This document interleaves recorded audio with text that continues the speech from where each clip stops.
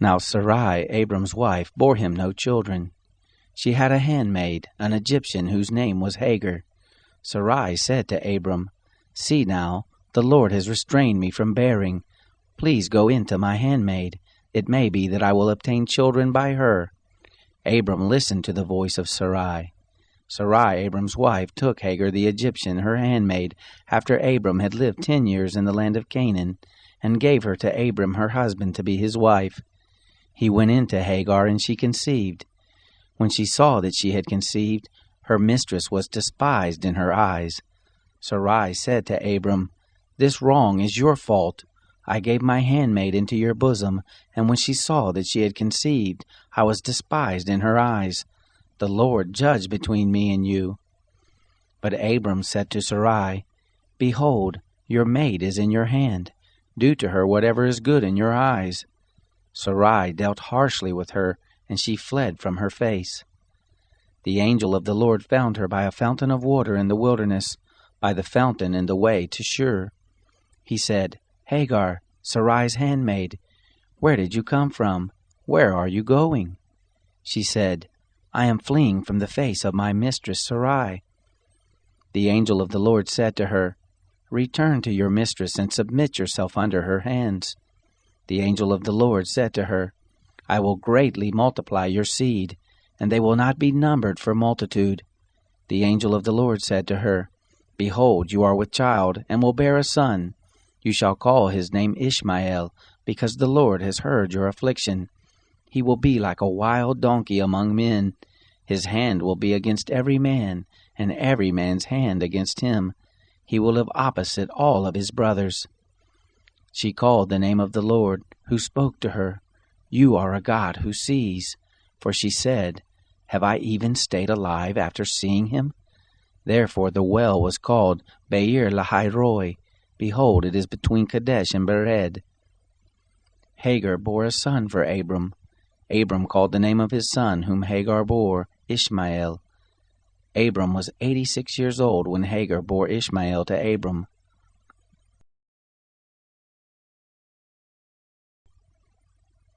When Abram was 99 years old, the Lord appeared to Abram and said to him, "I am God Almighty. Walk before me and be blameless.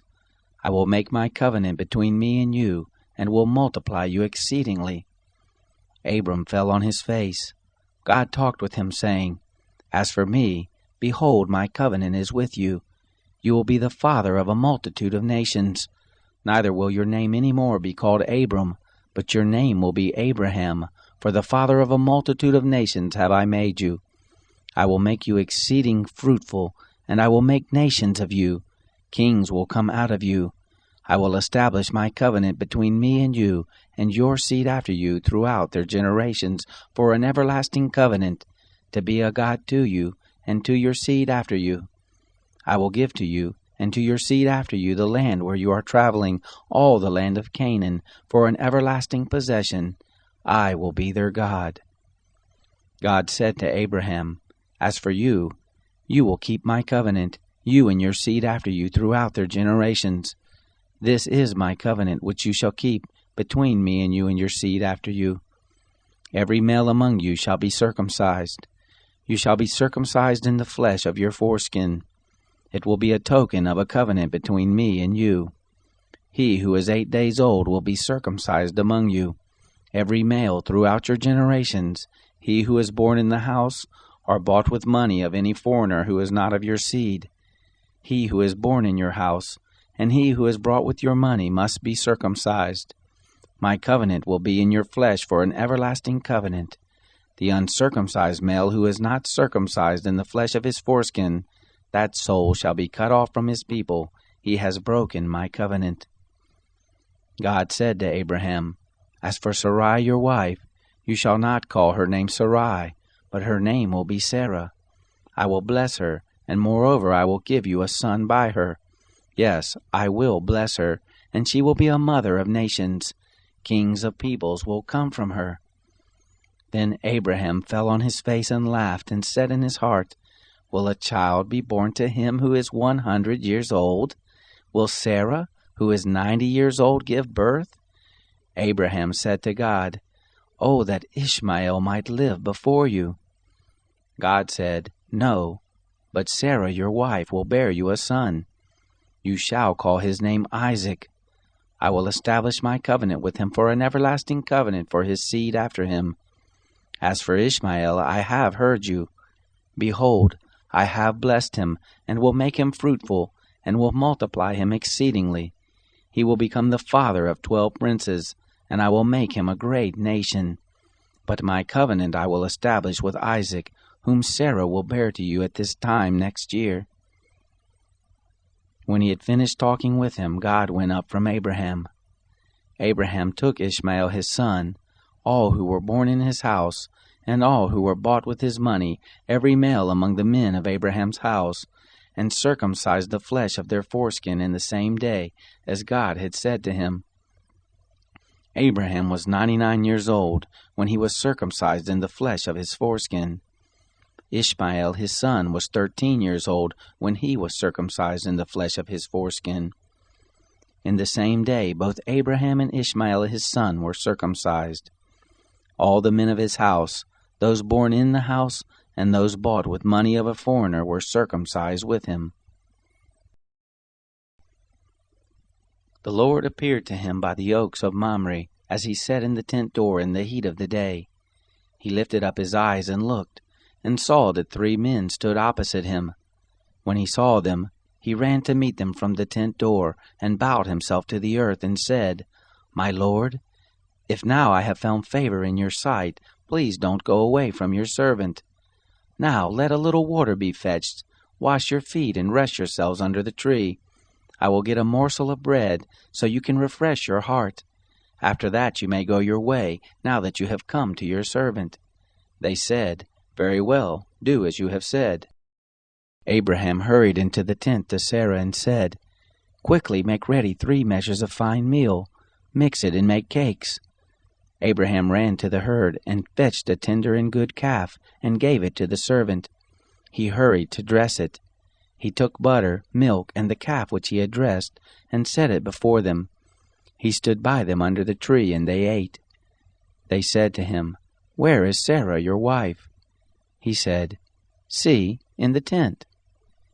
He said, "I will certainly return to you when the season comes round. Behold, Sarah your wife will have a son." Sarah heard in the tent door which was behind him. Now Abraham and Sarah were old, well advanced in age. It had ceased to be with Sarah after the manner of women. Sarah laughed within herself, saying, "After I have grown old, will I have pleasure, my Lord being old also?" The Lord said to Abraham, "Why did Sarah laugh, saying, 'Will I really bear a child, yet I am old?' Is anything too hard for the Lord? At the set time I will return to you, when the season comes round, and Sarah will have a son." Then Sarah denied, saying, "I didn't laugh," for she was afraid. He said, "No, but you did laugh." The men rose up from there and looked toward Sodom. Abraham went with them to see them on their way. The Lord said, "Will I hide from Abraham that which I do? Seeing that Abraham has surely become a great and mighty nation, and all the nations of the earth will be blessed in him. For I have known him, to the end that he may command his children and his household after him, that they may keep the way of the Lord, to do righteousness and justice, to the end that the Lord may bring on Abraham that which he has spoken of him." The Lord said, "Because the cry of Sodom and Gomorrah is great, and because their sin is very grievous, I will go down now and see whether they have done altogether according to the cry of it, which is come to me. If not, I will know." The men turned from there and went toward Sodom, but Abraham stood yet before the Lord. Abraham drew near and said, "Will you consume the righteous with the wicked? What if there are 50 righteous within the city? Will you consume and not spare the place for the 50 righteous who are therein? Be it far from you to do things like that, to kill the righteous with the wicked, that so the righteous should be as the wicked. May that be far from you. Shouldn't the judge of all the earth do right?" The Lord said, "If I find in Sodom 50 righteous within the city, then I will spare all the place for their sake." Abraham answered, See now, I have taken it on myself to speak to the Lord, who am but dust and ashes. What if there lack 5 of the 50 righteous? Will you destroy all the city for lack of 5? He said, I will not destroy it if I find 45 there. He spoke to him yet again and said, What if there are 40 found there? He said, I will not do it for the 40's sake. He said, Oh, don't let the Lord be angry, and I will speak. What if there are found 30 there? He said, I will not do it if I find 30 there.